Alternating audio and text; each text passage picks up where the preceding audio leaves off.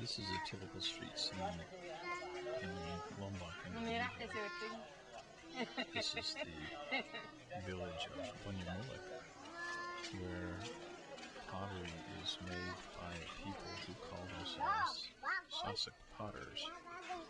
The average person in Indonesia at this time makes about $200 a year and subsidize their income with making of folk pottery. As you walk the streets of Banyamulek, you'll notice that the main roads are paved, but the side streets are gravel roads. And if you venture down one of these roads, you'll always see pottery being dried in the sun and artists working on their pieces. The villages are really very accessible, and my wife and I ventured into Banyamulek. We greeted with lots of smiles and artists, potters who were very interested in showing us work.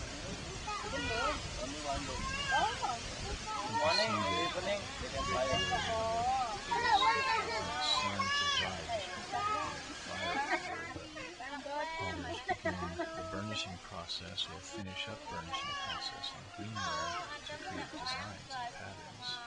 I'll talk more a little bit later about burnishing and what is entailed.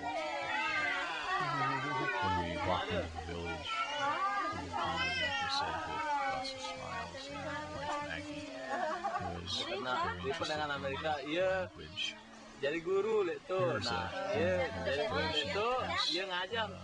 geometric pattern. The clay is unfired and what we call greenware, and she uses a smooth stone to polish the surface. The dark surface is the polished, burnished surface, and this creates a contrast in texture, a smooth texture versus a matte texture, and allows you to see the pattern. A slurry of liquid clay called slip is applied to the surface of this platter before the burnishing process, and the slip is also mixed with just a little bit of that you'll see the main form of transportation, which is the donkey cart. For a few cents, you can ride in there. You'll also notice the mats of clay laying on the street. Processing the clay is really using clean, polished, and screened to take out organic material and stones. Here you can see a woman using a plastic colander to wash the clay. The children, as part of their chores, are sent out to the river to gather clay from the riverbank where it's been deposited in sedimentary deposits. Here you can see their handfuls of clay that they took out of the river, bring home for their parents to use in the process of cleaning the clay and making pottery. This woman is wedging the clay. This is an important part to give the clay an even consistency. So she mixes it thoroughly so that the air bubbles are mixed out of it, so that it has a good, even consistency of moisture all the way through. This is moist clay that she's wedging, and it's a very important step. We'll be doing a little bit of wedging in clay, although our clay is pretty much pre-wedged and ready for use.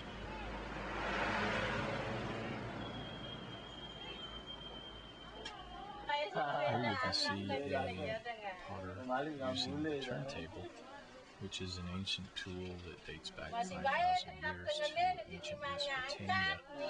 You can see that through using the turntable, the potter is free to use both hands.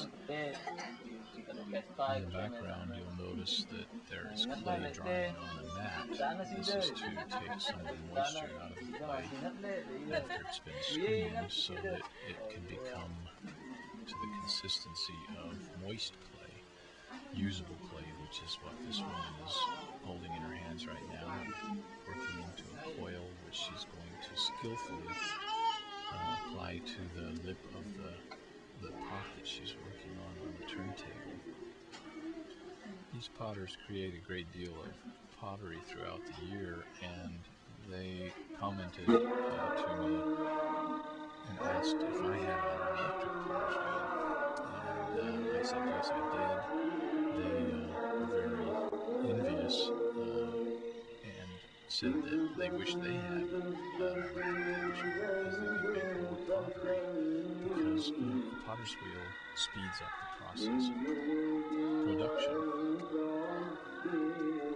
Indonesia and the island of Lombok are predominantly Islamic, and you can hear the prayer in the background. People continue to work, as you can see this potter continuing to work as the prayer is announced over the loudspeaker. She's working with moist clay with the different consistencies that you use in ceramics for filling pots. This is the most common consistency of clay that potters use.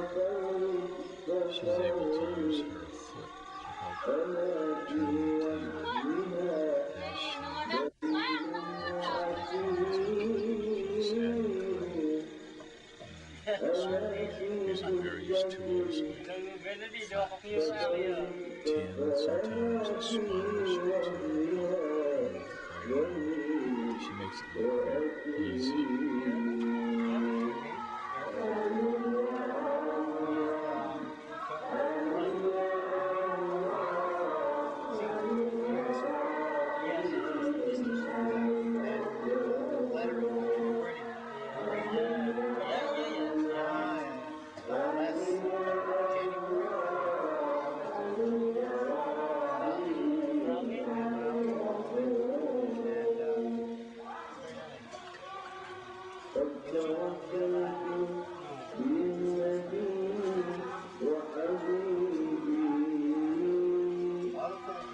This piece will be very large before it is finished and requires considerable work.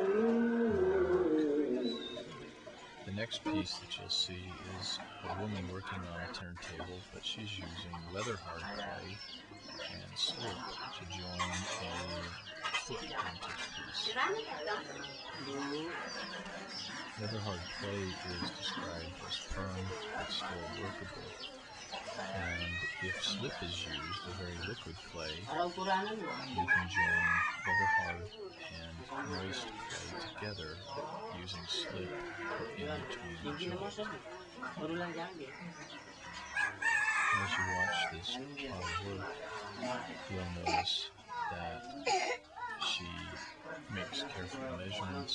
She uses very skilled hands to smooth the surface of this bowl, which is a very traditional serving bowl in Indonesian culture. The bowl is upside down on the turntable, and a thin layer of liquid slip has been applied to the foot. In a moment, you'll see that they moist clay to create the mold of the foot.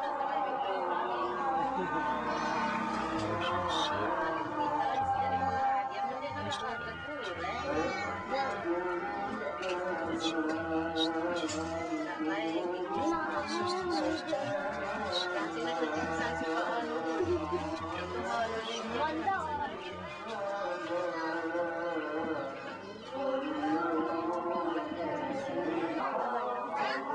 Different angles here. The serving bowl is a very traditional form in Indonesian culture. The bowl remains a staple dish, which will be rice, in the center of the table, which everyone will help themselves to during the meal.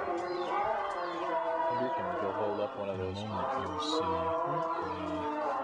finished bowl next to the one she's working on. You can see it also after it's been filled.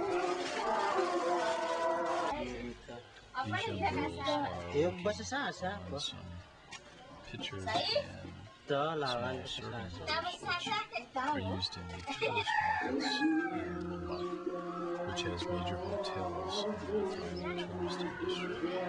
You can see she's carefully fashioning the handle for this serving pitcher.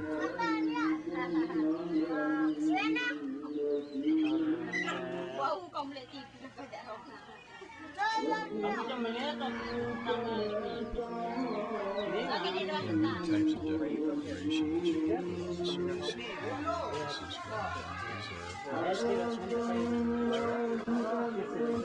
moss that can be used as decoration on the surface of the pond, which becomes permanent over time.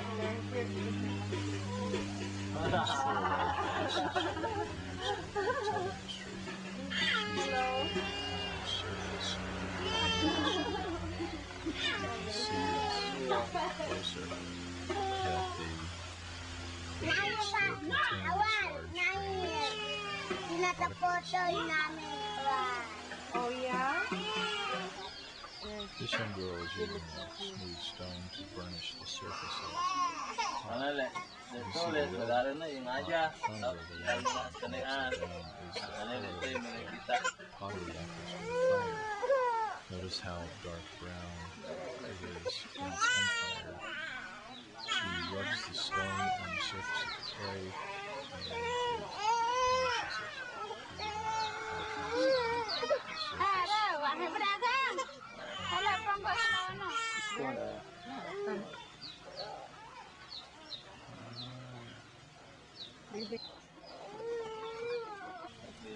This woman is working on a type of pottery that is a very traditional form that we would see here in Marianas during ancient Chinook times. It's a round bottom or round foot pot, which would have been very common here in the Marianas during ancient Chinook times. We have great examples of these types of pieces of pottery here in South Pond. The question is, why is it so that makes this particular design so popular in Marianas? This would be something that we actually look at in class and discuss further.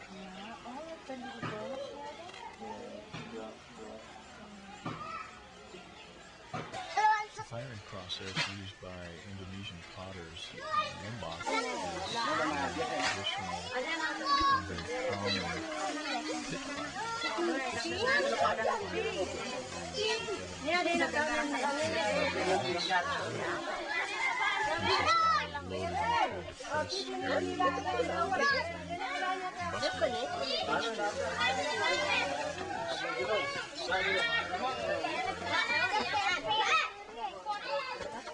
The whole village comes together when it's time to do the pit firing because it's labor intensive and requires many people, and there are many potters participating in pit firing. Up to 300 pots are put into the pit and fired at one time.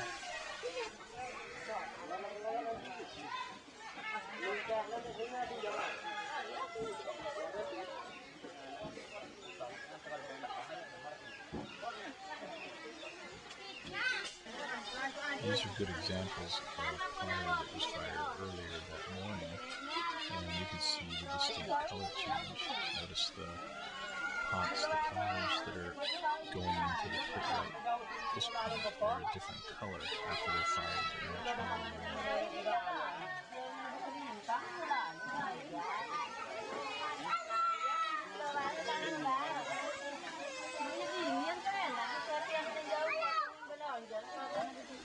Pottery is elevated and then stacked up on some screens, sometimes bicycle spokes, wheels, bed springs, a metal screen of some sort to elevate the pots when the tin is put beneath.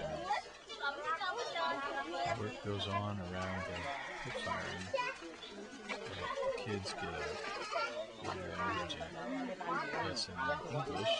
My wife, Maggie, who studied linguistics in university, and she's aware that many of the same words in Chinook are seen in Indonesian language. So she's exchanging with the kids in language.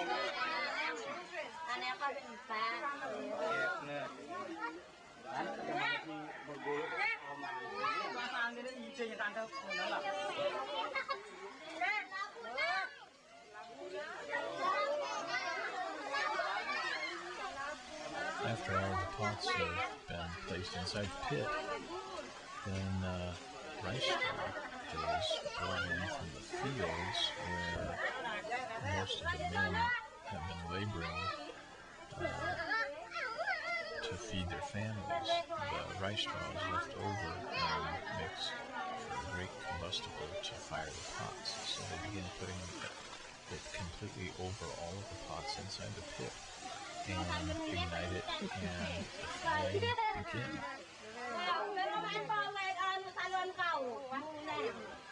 He keeps getting in the way. See a ham bone?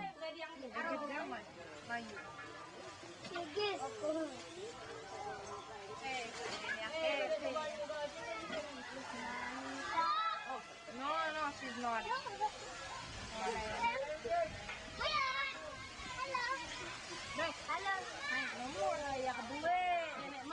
Oh, sorry.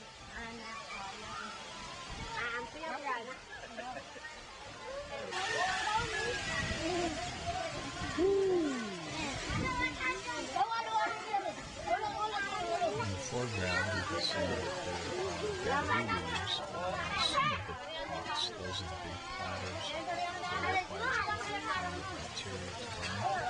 You can see that it begins to burn all the rice straw, and the bamboo leaves begin to catch fire, and this causes an insulated blanket over the top of the pots and traps the heat, and allows for temperatures of 1,400 degrees to mature the clay body and make it hard and dry.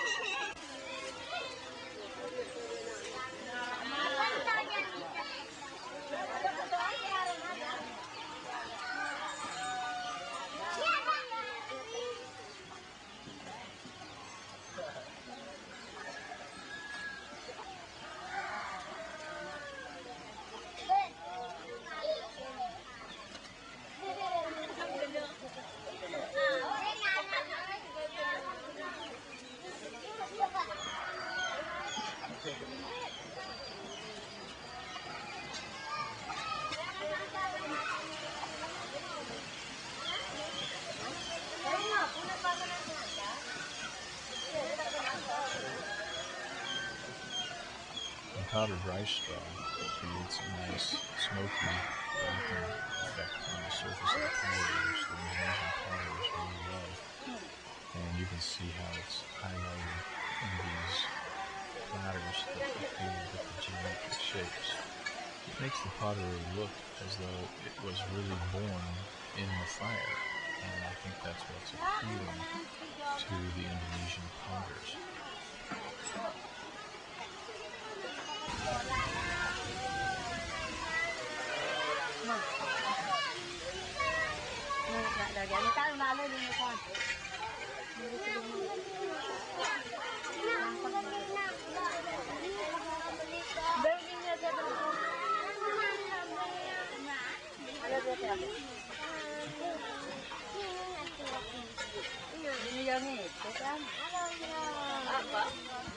And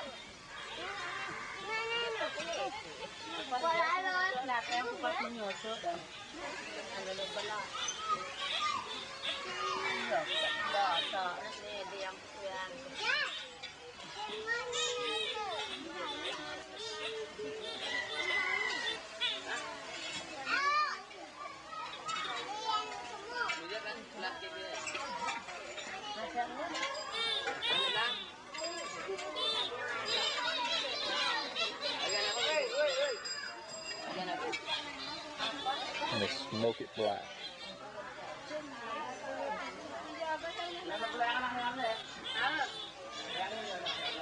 They don't want any color on it. They want it to be all black.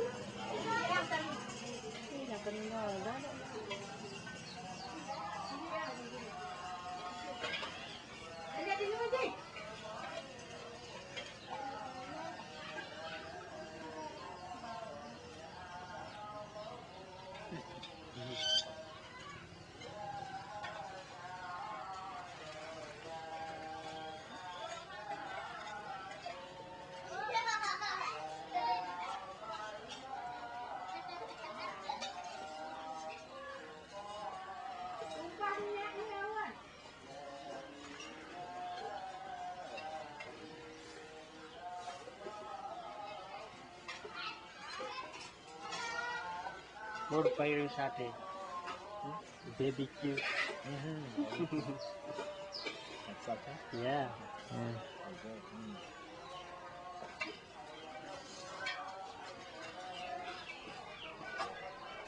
Here you can see one of the bowls with the elongated foot being removed from the pit firing after it has burned down sufficiently. Remember, these pots are Dạ, giống như about làm á. 1,000 to 800 Tè đẹp. degrees when they're being removed and very hot, and then the powdered flour or rice straw or rice is then put on the surface where it begins to smoke and burn for the decoration.